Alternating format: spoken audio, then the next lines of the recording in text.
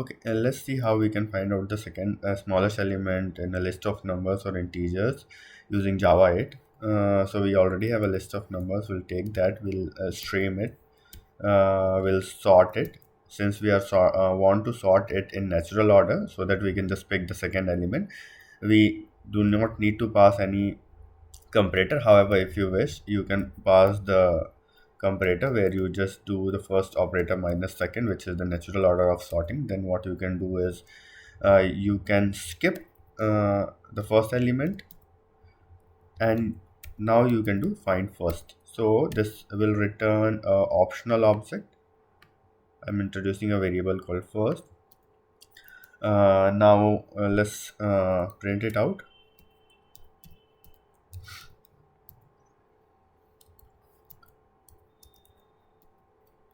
Okay, let me run this code and we'll see. Second should two number two should be the outcome. Yeah, that is correct.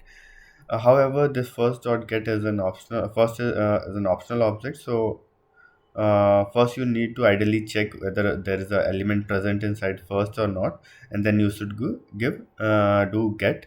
Otherwise, it can throw a null pointer exception. So I hope this logic is clear to you guys.